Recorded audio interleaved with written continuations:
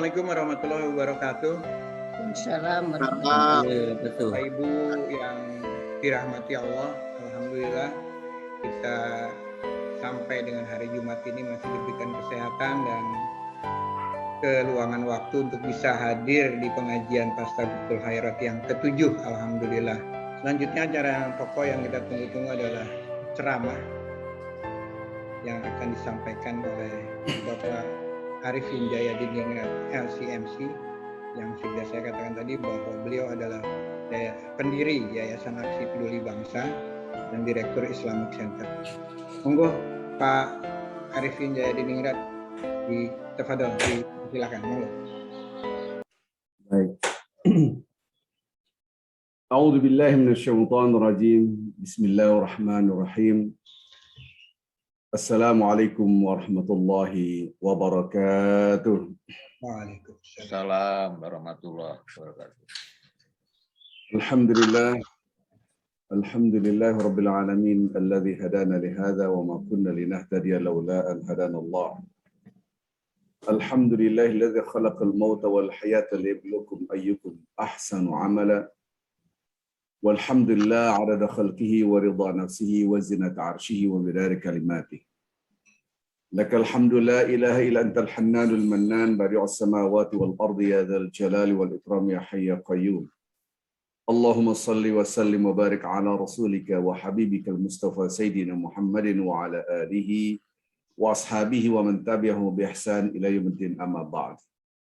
Bapak-bapak, ibu-ibu yang saya cintai, yang saya hormati, yang saya muliakan, mudah-mudahan kita semua dirahmati oleh Allah Azza wa Jalla. Alhamdulillah, ini adalah pertemuan yang pertama kali. Mudah-mudahan ini membawa berkah buat kita semua. Amin ya rabbal alamin. Ketika kita ucapkan alhamdulillah, segala puji bagi Allah, yakinkan bukan hanya dalam lafaz yang disebut dengan lafzan, bukan hanya fahman, ya pemahaman atau ma'nan, tapi kita harus isi hati kita memang segala puji milik Allah. Tidak ada setitik pujian yang kita miliki, seluruh pujian milik Allah Azza wa Jalla. Maka ketika kita berzikir bukan hanya dengan lisan, akan tetapi dengan hati kita yang paling dalam. Itulah modal daripada husnul khatimah, melatih ibadah hati, bukan hanya dengan lisan, tapi hati kita selalu berzikir kepada Allah Azza wa Jalla. Ketika kita ucapkan alhamdulillah dengan hati, maka menjadilah kita orang-orang yang tawadhu, orang-orang yang rendah hati, karena dia menyadari tidak punya setitik pujian, semua pujian milik Allah.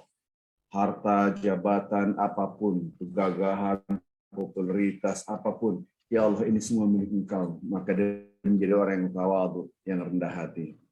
Sebaliknya, betapa banyak manusia mengucapkan alhamdulillah tapi menepuk dada, UMI, inilah saya. Ini yang sangat berbahaya sekali dan sulit sekali untuk mendapatkan husnul khatimah. Mudah-mudahan kita melatih hati kita untuk selalu berzikir. Alladzina yadhkurunallaha qiyaman wa qu'udan wa 'ala junubihim. Yang selalu berzikir baik dalam keadaan berdiri, duduk atau berbaring. Salam dan salawat kepada Nabi Muhammad sallallahu alaihi wasallam serta keluarganya dan para sahabatnya. Sebagaimana Allah memberikan salam dan salat serta keberkahan kepada Nabi Ibrahim beserta keluarganya. Bapak Ibu yang cinta Allah Subhanahu wa taala. Allahumma inna nas'aluka husnul khatimah. Ya Allah, kami memohon kepada Engkau ya Allah husnul khatimah. Ini harus kita lantunkan, berusaha semaksimal mungkin. Allahumma ajirni benar, Allahumma ajirni benar. Ya Allah, bebaskan kami. Lindungilah kami dari api neraka. Mudah-mudahan selalu berzikir seperti ini, sehingga kita terjaga dari su'ul khatimah. Bapak Ibu yang cinta Allah Subhanahu wa taala, saya akan memberikan sebuah gambaran sebagaimana Rasulullah SAW memberikan gambaran. Ketika itu Rasulullah SAW mengambil sebuah ranting yang kering. Kemudian Rasulullah SAW menggambar. Saya akan share, mudah-mudahan jelas.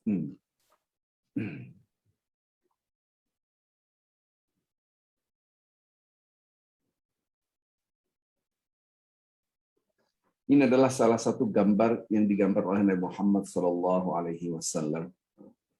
Rasulullah SAW menggambar sebuah garis. Ini garis A. Tentu Rasulullah SAW menggambar ini di mana? di atas pasir dengan ranting yang kering. Para sahabat melihat, apa ini ya Rasulullah? Rasulullah mengatakan, hadza al-amal. Inilah cita-cita. Inilah angan-angan. Inilah harapan. Hopes and dreams. Inilah impian. Saya ingin ini, saya ingin ini, saya mau begini, besok saya begini, saya begini. Inilah angan-angan.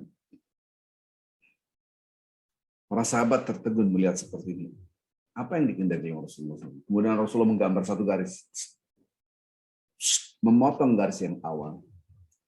Apa ini ya Rasulullah sallallahu alaihi wasallam? Rasulullah sallallahu alaihi wasallam mengatakan, hadza al-ajal. Inilah ajal. Ajal kematian. Jadi manusia berjalan menuju sebuah cita-cita angan-angan. Dia tidak sadar di depannya ada ajal. Ini salah satu gambar yang digambarkan oleh Nabi Muhammad SAW baru dalam satu hadis. Saya tidak akan menggambarkan hadis-hadis yang lain, tapi kalau hadis-hadis yang lain sama, esensinya sama. Bayangkan Bapak Ibu yang cinta Allah SWT, si Fulan, dia sekolah dari TK, SD, mudah-mudahan dari SD, mudah-mudahan jadi SMP, SMA, SMA kuliah. Dia cita-citanya mau dikeluar perguruan tinggi negeri ataupun apalah. Nanti setelah perguruan tinggi negeri saya akan S1, kemudian saya S2, kemudian menikah dan seterusnya. Tiba-tiba ajal tiba ketika di SMP. SMA pun tidak dapat. Cita-citanya jauh ke depan, tapi dipotong namanya al-ajal. Inilah al-ajal. Manusia saya besok akan begini, saya besok akan begini, saya akan besok akan begini. Coba kita tes pada bapak-bapak, ibu-ibu semua tes. Duduk bersama anak-anak kita. Duduk bersama cucu-cucu kita. Tanya satu-satu. Apakah yang disebut dengan masa depan? Masa depan Anda yang gemilang, seperti apa masa depan? Satu ditanya adalah, masa depan kamu gimana? Satu berbicara. Yang satu lagi, masa depan kamu gimana? Masa depan saya nanti akan bla bla bla. Masa depan kamu gimana? Nah, ini yang disebut dengan al-amal, harapan, cita-cita. Yang terlupakan adalah garis yang memotong al-amal, yaitu al-ajal. Jadi yang disebut dengan masa depan yang seperti apa? Subhanallah. Baik, Bapak Ibu yang cinta Allah Subhanahu wa taala. Ketika kita berbicara tentang al-ajal, berarti al-ajal ada di depan mata kita. Kita tidak tahu apakah jauh atau dekat. Kita tidak tahu. Jangan-jangan kita berbicara 5 tahun ke depan, 10 tahun ke depan. Jangankan 5 tahun. Esok hari datanglah ajal. Kita tidak tahu sudah ada di depan mata kita. Dan kita mengerti garis kehidupan ini adalah ujian yang tadi saya sudah bacakan. Alladzi khalaqal maut wal hayat liyabluwakum ayyukum ahsanu amala, yang menciptakan kematian dan kehidupan. Ada sebagian ulama mengatakan kenapa disebutkan kematian dulu bukan kehidupan? Karena kecenderungan manusia lupa kematian. Dia hanya melihat kehidupan dunia, lupa akan akhirat. Ini yang berbahaya. Maka disebut pertama kali kematian. Ini beberapa ulama mengatakan demikian. Jadi Bapak Ibu yang cinta Allah Subhanahu wa taala. Alladzi khalaqal mauta wal hayata liyabluwakum ayyukum ahsanu amala. Menguji siapa di antara kalian yang terbaik amalnya. Ini yang kata-kata yang terbaik amalnya ini yang harus kita pahami. Jangan sampai kita melakukan sesuatu untuk masa depan, tiba-tiba ajal sudah ada di depan mata kita. Nah, ketika ajal sudah di depan mata kita, kita sudah mendengar hadis Rasulullah Shallallahu Alaihi Wasallam. Barusan kita dengar hadis. Apa itu? Panggilan untuk orang-orang penghuni surga, ya ayyatuhan nafsul mutmainnah. Bapak Ibu yang cinta Allah Subhanahu wa taala. Ini sangat amat penting sekali. Isyarat dari Allah yang luar biasa, simpel tapi dahsyat.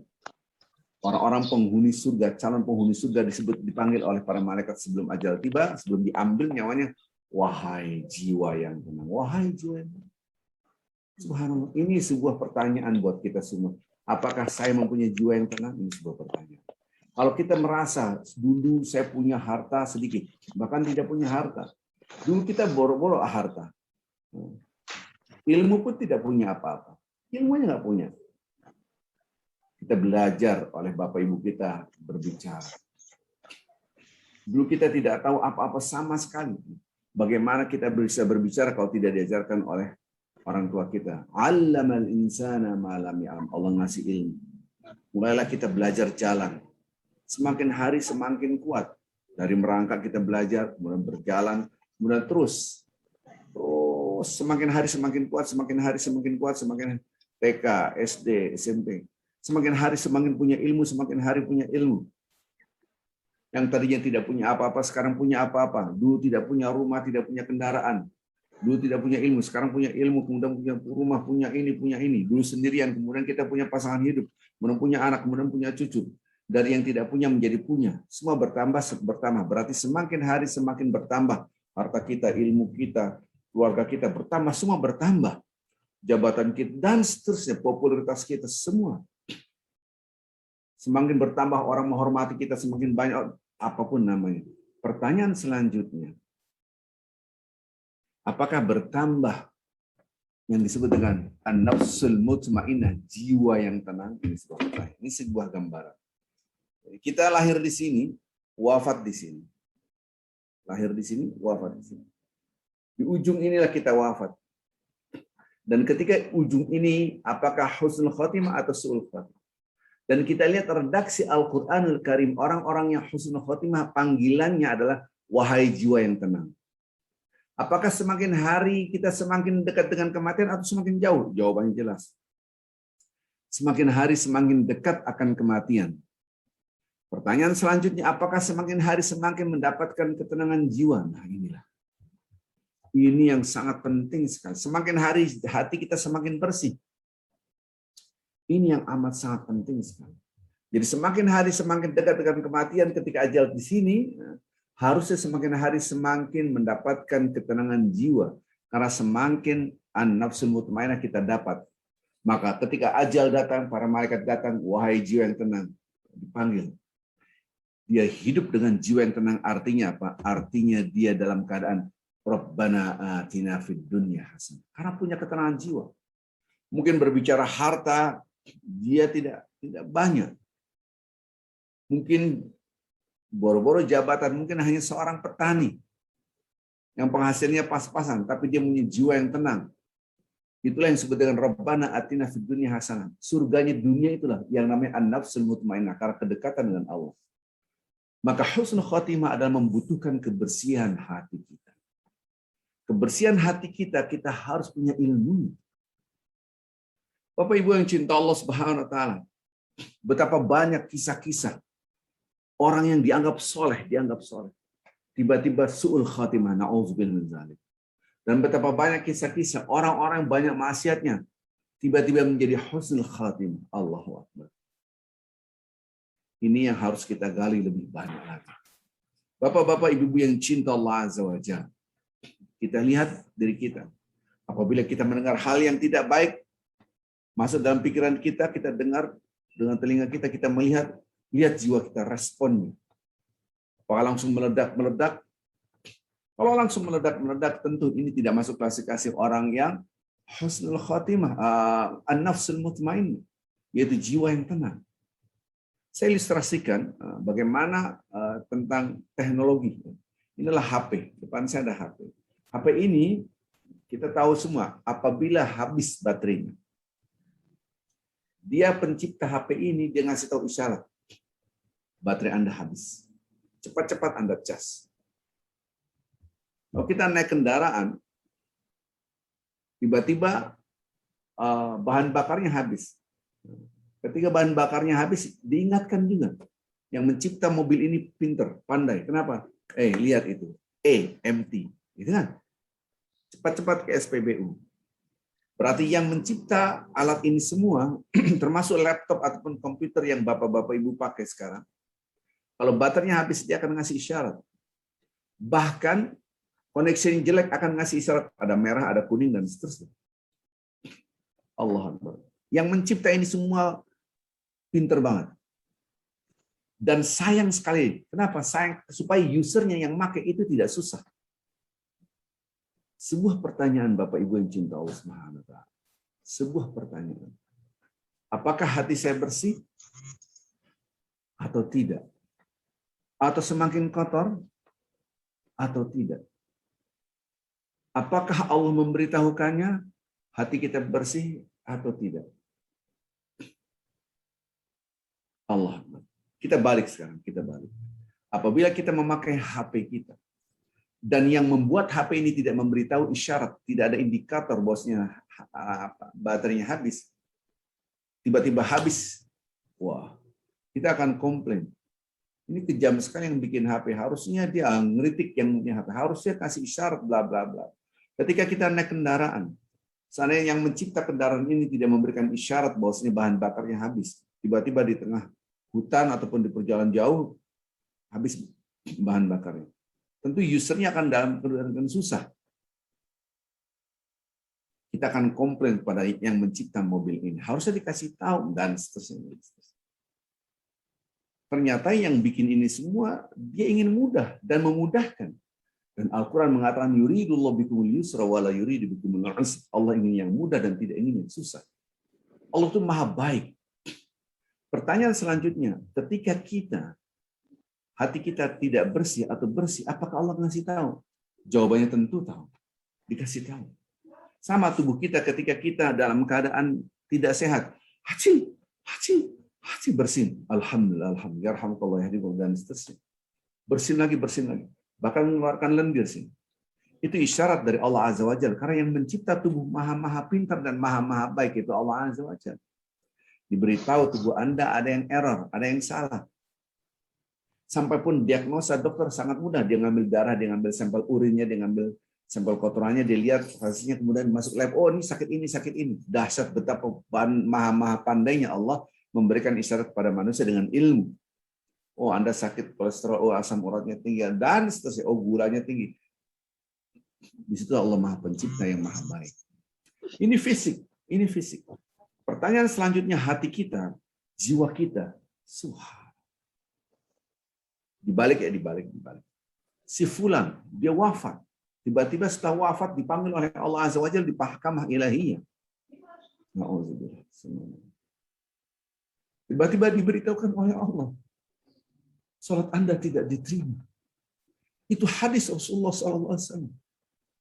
Ada di antara umat Nabi Muhammad SAW salat 60 tahun. Kemudian Rasulullah SAW mengatakan dia salatnya satu pun tidak diterima oleh Allah Azza wa Jalla.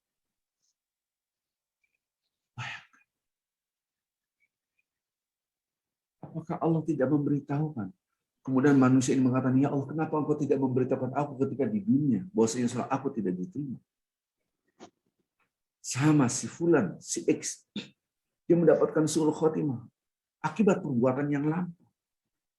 Ya Allah, kenapa engkau berikan ini? Harusnya sudah dikasih tahu. Dan mustahil Allah itu kejam. Mustahil Allah itu tidak ingin kebaikan dan kemudian tidak. Mustahil itu sifat yang mustahil. Mahasya Allah.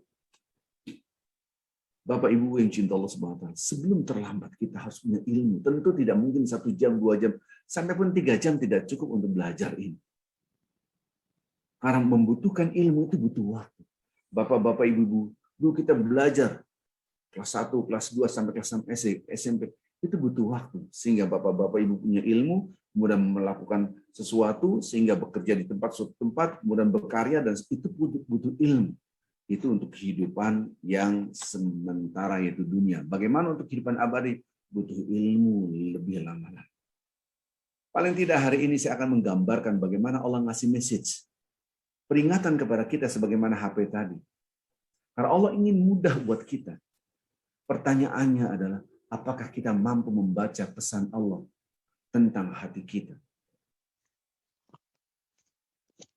Kalau kita buka email, ada status-status email unread message, yaitu pesan yang tidak terbaca.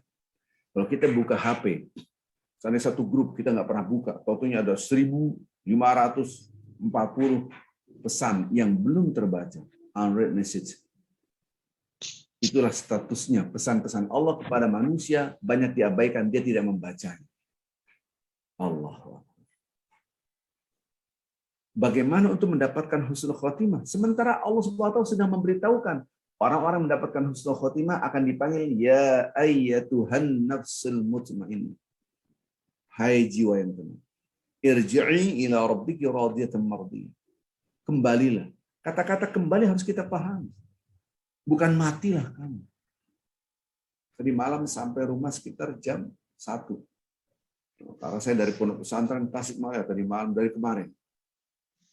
Pagi hari habis subuh berangkat, malam hari pulang, tadi malam pulang.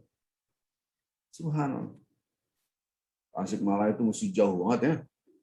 Ketika kita berangkat, seakan-akan lama banget, nggak sampai apalagi alamatnya masih dicari. Ketika pulang, seakan-akan cepat. Pahamilah ini. Padahal jarak yang sama. Jakarta, Bandung, Bandung, Jakarta. Ketika pulang, seakan-akan cepat. Kenapa? Karena ada harapan, ekspektasi.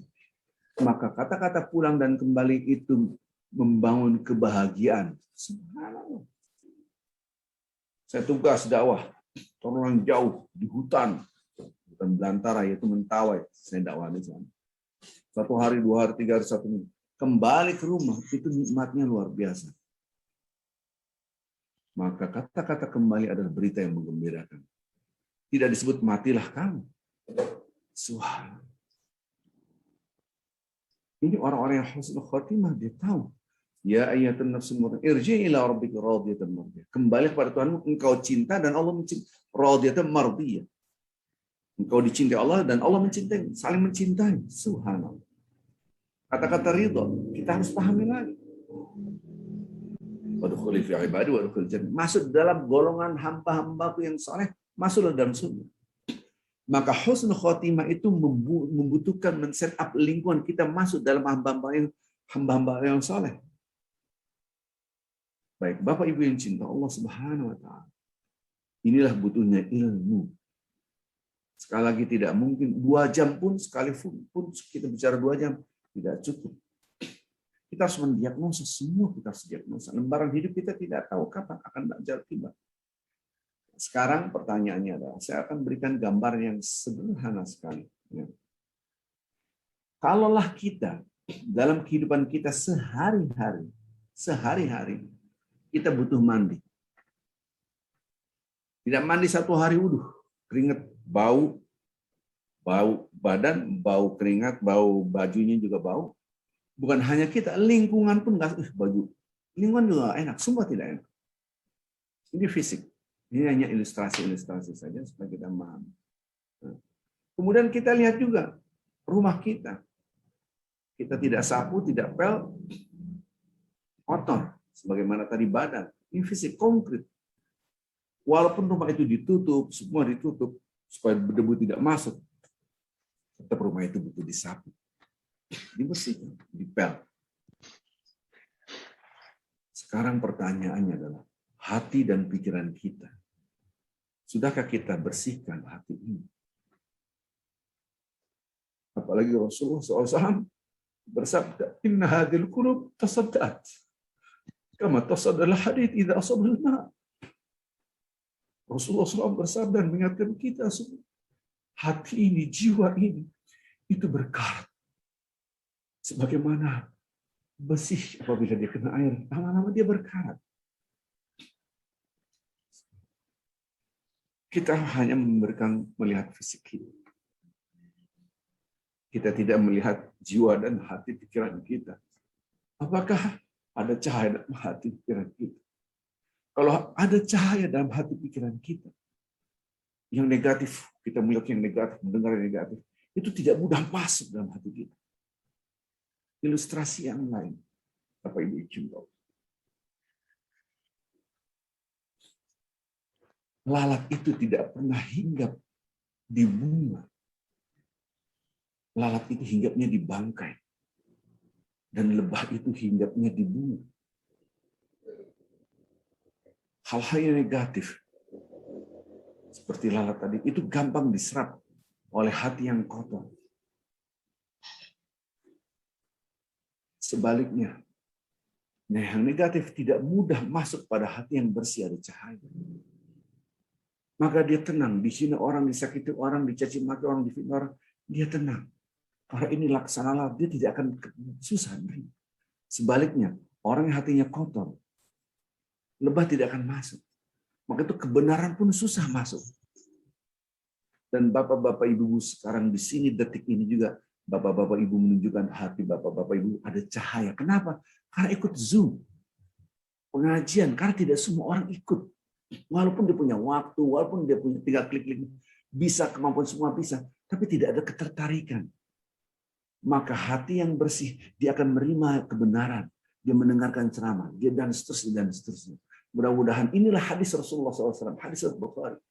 Mayuridillah bi khairin yufaqqih fid din. Kalau Allah mencintai seorang hamba, hambanya ini dijadikan haus akan ilmu. Dia belajar memahami agama.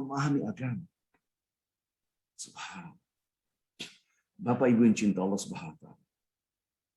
Saya tidak akan menceritakan kisah-kisah dari zaman Nabi Muhammad SAW atau zaman-zaman sebelumnya. Yang tadinya seakan-akan baik ternyata su'ul khotim.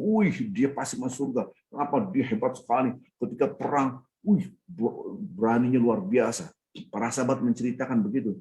Kata-kata Rasulullah tidak. Bagaimana Rasulullah?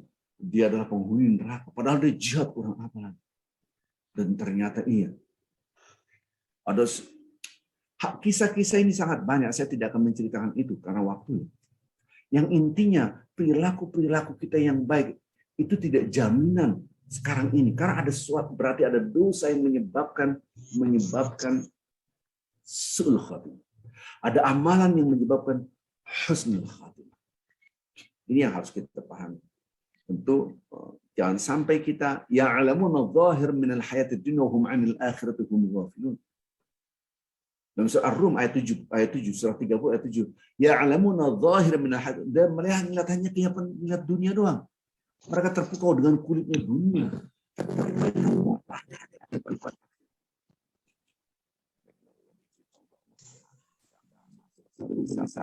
Bagaimana Allah Subhanahu wa taala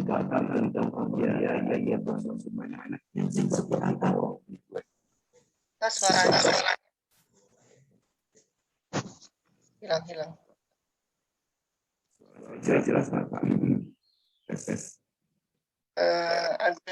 Agak bergetar suaranya Pak Ustaz. Bergaung Pak Ustaz sedikit. Suara kurang jelas. Hilang suaranya.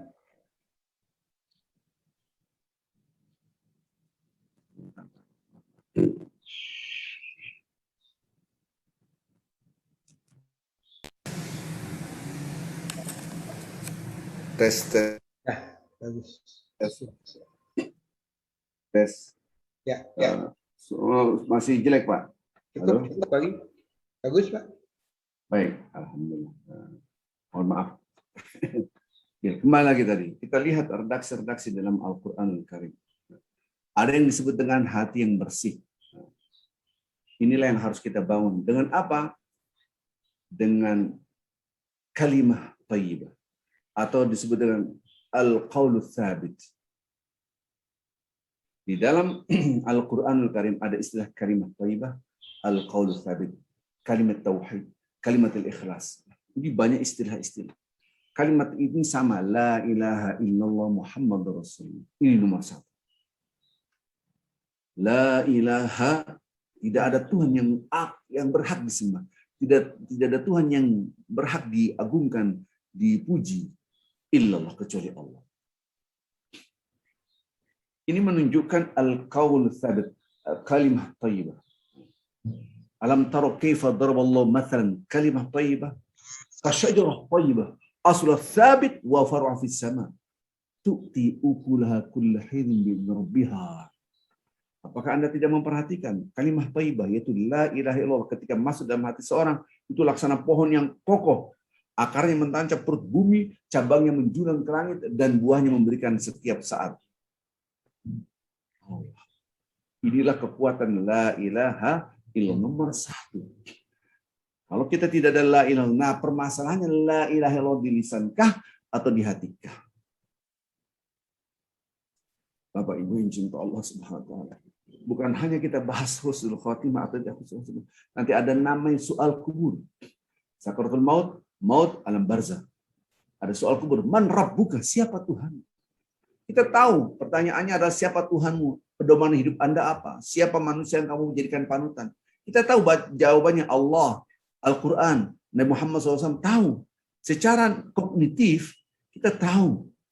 Tapi ternyata perbuatan-perbuatan kita yang menjawab bukan apa yang kita ketahui. Sama ketika sakaratul maut udah dalam keadaan kalut. Bagaimana kita mengucapkan la ilaha illallah? Menguatkan. Redaksi surat Ibrahim. Nanti dibuka surat Ibrahim. Ayat 24, 25, 26. 27 terus kita lihat. Alam tara kaifa daraballahu mathalan kalimah thayyibah ka syajarah thayyibah aslu tsabit wa faru fis sama tu'ti ukula kulli hidin bi rabbiha. Inilah kekuatan la ilaha illallah dalam hati kita seperti pohon yang kuat. Masya Allah. Dia selalu berbuat baik. Memberikan buahnya setiap saat. Memberikan buahnya setiap saat. Allahu Akbar. Setiap saat dia berbuat ihsan. Memang dia memijak bumi, tapi hatinya bersama Allah. Wa farwa fis sama. Siapa yang sampai menjulang ke langit. Na'udzubillah thumma na'udzubillah. Ada lagi disebutkan kalimat khabisah. Ka syajarah khabisah istusat min fawqil ardi ma la min qarar. Sangat goncang kalau pohon yang buruk, dia buruk maka akan tercabut gampang sekali. Maka as-sababul awal, penyebab pertama kali orang-orang yang mendapatkan husnul khotimah, yuthabbitullahu alladhina amanu bil qawli tsabit fil hayatid dunya wal akhirah. Allah mengukuhkan orang-orang beriman, iman dengan la ilaha illallah. Nah, sekarang kita akan praktekkan. Kita komitmen dengan la ilaha illallah, tidak ada yang dipuji, tidak ada yang diagungkan, tidak ada yang disembah illallah kecuali Allah. Realitanya orang memuji dirinya sendiri. Bersaya-saya, memuji hartanya, memuji jabatannya, memuji siapa saya dan seterusnya. Bagaimana mempunyai kekuatan kalimat thayyibah? Ini satu. Maka iman nomor satu iman. Nah, iman inilah yang menyebabkan kita mendapatkan husnul khatimah. Betapa banyak perilaku orang bertentangan dengan apa yang diucapkan. Bagaimana kamu hebat sekali. Alhamdulillah. Karena saya pintar, karena saya begini, karena saya. Ucapan alhamdulillah tidak nampak dalam tutur katanya, perilakunya. Perilakunya menunjukkan who am I. Bagaimana mengatakan la ilaha illallah, tidak ada yang aku agungkan, tidak ada yang aku besarkan, tidak ada yang aku puji, tidak ada yang aku sucikan, tidak ada yang aku puja-puja. Illallah. Hanya Allah. Ternyata dirinya memuji. Itu yang disebut dengan al-isyraf. Dia berbuat baik kepada manusia, tapi hatinya bukan untuk Allah, untuk dipuji. Disinilah orang-orang terjebak. Nah, itu nomor satu. Nomor dua, bagaimana kita bisa menyebabkan diri kita mendapatkan husnul khatimah? Yaitu konsistensi. Kita konsisten, komitmen kita untuk tetap berbuat kebajikan. Allah SWT menggambarkan innal ladzina qalu rabbuna Allah tsumma istaqamu tatanazzalu 'alaihimul malaikatu alla takhafu wa la tahzanu wabshiru bil jannati allati kuntum tu'adun. Ini dalam surat Fussilat ayat 30. Orang-orang yang mengatakan Rabbuna Allah, Tuhan kami adalah Allah, betul-betul yang kita agungkan Allah, kita besarkan Allah. Bukan siapa saya. Yang repotnya Bapak Ibu ini. Kita tahu nanti di dalam kubur ada pertanyaan-pertanyaan yang menjawab itu bukan knowledge apa yang kita tahu, tapi hati kita, perilaku kita. Siapa Tuhanmu? Kita tahu jawabannya Allah, tapi ketika hidup di muka bumi siapa saya, bisa jadi menjawabkan saya karena membesar-besarkan dirinya. Ya terdaksi surah Fussilat, innal ladzina qalu rabbuna Allah, yang mengatakan Tuhanku adalah Allah. Yang aku agungkan adalah Allah, yang menciptakan aku adalah Allah, yang menghidupkan aku adalah Allah, maka yang dibesarkan Allah. Tsumma istaqamu, istiqamah. Taat, semua aturan taat ditaati. Apapun perintah Allah dilakukan, apapun larangan Allah dijauhi. Itu namanya istiqamah. Nanti kita bahas kapan-kapan tentang bagaimana membangun istiqamah. Ini butuh ilmu. Buahnya, lihat buahnya. Tatanazzalu 'alaihimul malaikatu alla takhafu wa la tahzanu. Malaikat itu datang, bukan begini, bukan. Datangnya begini malaikat, tatanazzal. Terus. Dan malaikat membisikkan, jangan takut, jangan bersedih. Allah. Inilah buah an-nafsul mutmainah, jiwa yang tenang. Lihat redaksinya, alla takhafu, Anda jangan takut. Jangan bersedih. Wabshiru bil jannah, tenang, ada surga. Maka orang-orang yang hatinya bersih, obsesinya adalah akhirat, ada surga. Dia selalu berbuat kebajikan karena obsesinya adalah akhirat, bukan dunia, bukan pujian manusia, bukan. Oh, memuji manusia menghina, enggak ngaruh. Dia obsesinya wabshiru bil jannah, nanti ada akhirat. Inilah janji yang dijanjikan oleh Allah. Subhanallah. Ini yang harus kita bangun Bapak-Bapak, bagaimana kita selalu mengatakan Rabbunallah, Tuhan kami adalah Allah. Maka inilah disebut dengan zikir. Selalu mengingat Allah, selalu mengingat Allah, selalu mengingat Allah. Di antara sebab-sebab husnul khatimah yang disebut dengan zikrullah, pondasi zikir adalah salat. Innani anallah la ilaha illa ana fa'budni wa aqimus sholata li dzikri. Ini redaksi Al-Quran surat Thaha. Sungguhnya aku adalah Allah. Innani anallah, kata Allah Subhanahu wa taala surat Thaha. Sungguhnya aku adalah Allah. La ilaha illa ana. Tidak ada yang diagungkan, tidak ada yang dibesarkan, tidak ada yang kecuali aku. Fa'budni, maka sembahlah aku. Suruh menyembah Allah. Wa aqimis sholata li dzikri. Nah, ini penting. Dirikanlah salat untuk mengingat aku. Saya ulangi lagi. Dirikan salat untuk apa? Mengingat Allah.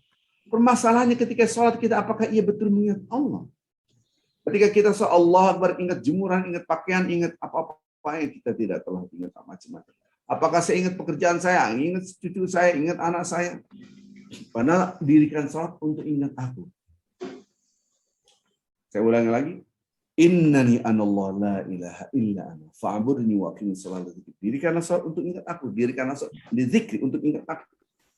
Ini surat Thaha. Surat Thaha 14. Dalam surat Ar-Ra'd, ala bidzikri tatma'innul qulub.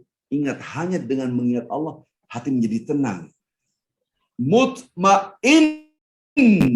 jiwa yang tenang. Mutmainnah, jiwa yang tenang. Kalau dikatakan mutmainnah, jiwa yang tenang, apakah kita punya jiwa yang tenang? Lihat surat Ar-Ra'd, surat 13. Nanti Anda lihat ayat 28. Berzikir buahnya adalah jiwa yang tenang, hati yang tenang. Tadi sholat sama dengan zikir. Zikir membuahkan hati yang tenang. Maka perbaiki sholat kita. Selalu ingat Allah Azza wa Jalla. Ini yang harus kita bangun. Sudahkah kita mempunyai sholat yang baik? Sudahkah kita diterima sholatnya? Jangan mengatakan, betul, sholat kita hanya urusan Allah.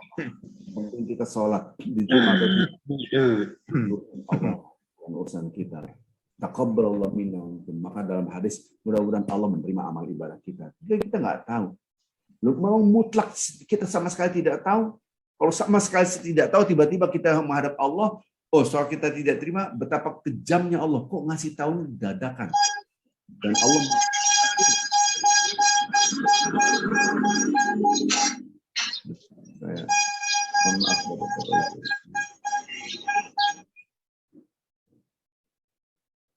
maaf saya ini kan ya, nanti tukang roti lewat lagi.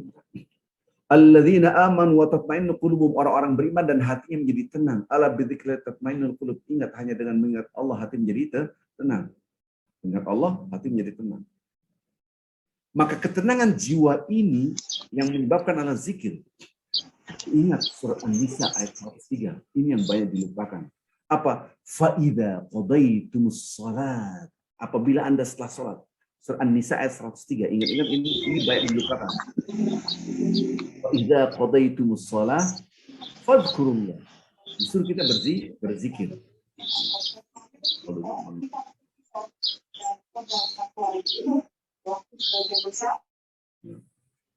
Fadhkurullah. Ingat, ini redaksi surat An-Nisa. Kalau habis sholat, kata Allah, فَإِذَا قَضَيْتُمُ الصَّلَاةَ فَاذْكُرُوا قِيَامًا وَقُعُودًا وَعَلَى جُنُوبِكُمْ. Ini redaksi Al-Quran.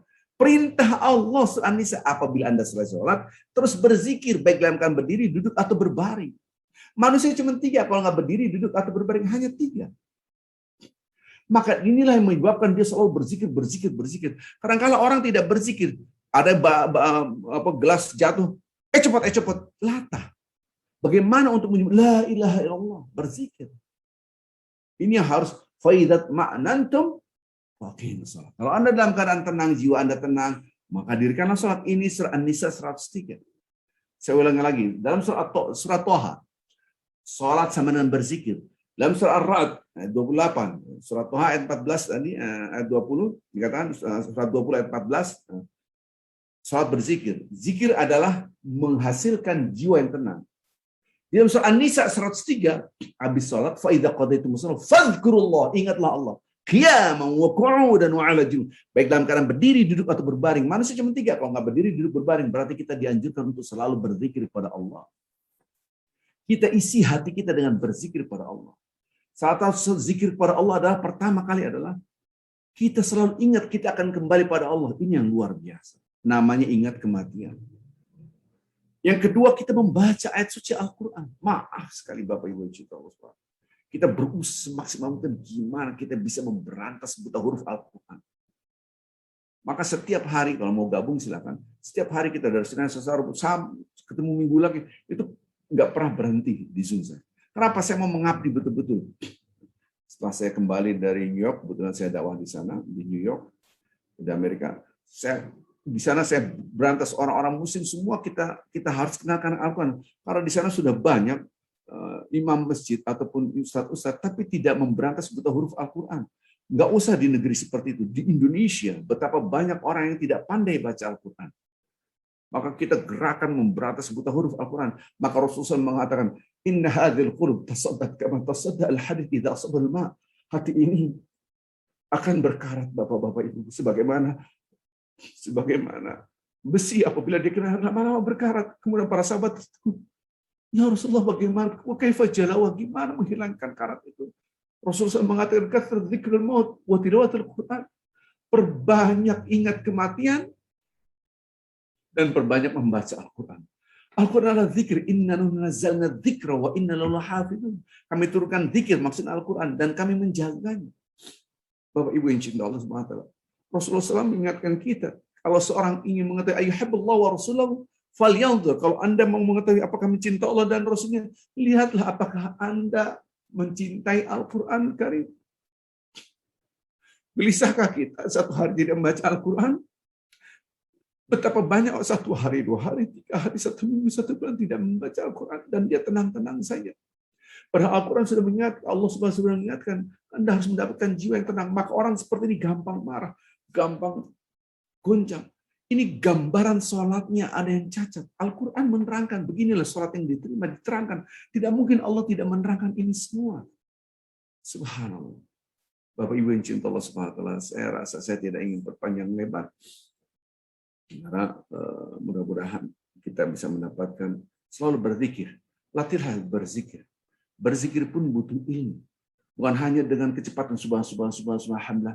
Bukan seperti itu. Itu dilarang dalam surat Muzammil dan surat Al-Qiyamah. Surat 73 ayat 4, surat 75 ayat 16. Redaksi Al-Quran jelas sekali. Waratil Qur'an tartila. Bacalah Al-Quran pelan-pelan. Di dalam surat Al-Qiyamah dijelaskan la tuharrik bilisanaka lita'jala bi. Jangan gerakkan lidah Anda cepat-cepat. Allah Akbar, bismillahirrahmanirrahim, alhamdulillahirabbil alamin arrahman. Bagaimana akan mendapatkan an-nafsul mutmainnah? Salatnya Al-Fatihah cepat sekali. Bagaimana? Allah Akbar, bismillahirrahmanirrahim, alhamdulillahirabbil alamin arrahmanirrahim. Enggak bisa. Butuh ilmu. Terus mengukur apakah sholat saya diterima atau tidak. Oh, itu urusan Allah. Tidak mungkin. Betul itu urusan Allah. Tapi pasti Allah ngasih indikator. Tidak mungkin nggak ngasih indikator. Karena ini modal mutmainnah kita. Nggak mungkin. Pasti Allah ngasih tahu. Maka butuh ilmu kita. Apakah hati saya bercahaya? Lihat hati kita tertarik untuk membaca Al-Quran atau tidak. Bapak Ibu yang cinta Allah Subhanahu wa taala, ayo kita review hati kita. Kita review perilaku kita. Ketika kita berzikir, hilanglah penyakit-penyakit yang menyebabkan su'ul khotimah.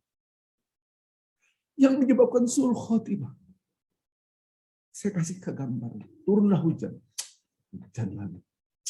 Jemburan gak pernah kering kayak gini. Omel. Seperti ini susah untuk mendapatkan su'ul khotimah. Dia kritik Allah. Ada lagi yang disebutkan sebut dahar dalam hadis. Tidak mungkin karena waktu mepet. Sebut dahar itu apa? Dalam hadis dikatakan Allah benci sekali orang-orang yang menghina waktu. Karena ada dahar, kata Allah SWT, akulah waktu. Jangan berangkat hari Selasa, ini jelek. Dikit-dikit jelek, dikit-dikit. Ini nggak boleh. Padahal waktu adalah milik Allah. Hujan datang, dikomplain. Kita masuk, mobil macetnya luar biasa, komplain. Semua dikomplain. Anda sakit, sakit. Saya udah jaga, pakai distancing, udah pakai masker, sudah ini. Kenapa jadi begini? Semua dikomplain. Astaga. Ini yang disebutkan orang yang di dalam Al-Quran dikatakan, di dalam hadis Rasulullah SAW mengatakan ada orang yang tidak akan masuk surga. Siapa di antaranya kita tahu? Orang yang tidak beriman pada Allah. Tapi ada orang-orang beriman pada Allah tapi tidak akan masuk surga. Kenapa? Dia mendustakan qadar. Dia komplain terus. Dan inilah tanda Allah tidak menyukainya. Dia disiksa oleh Allah, komplain terus.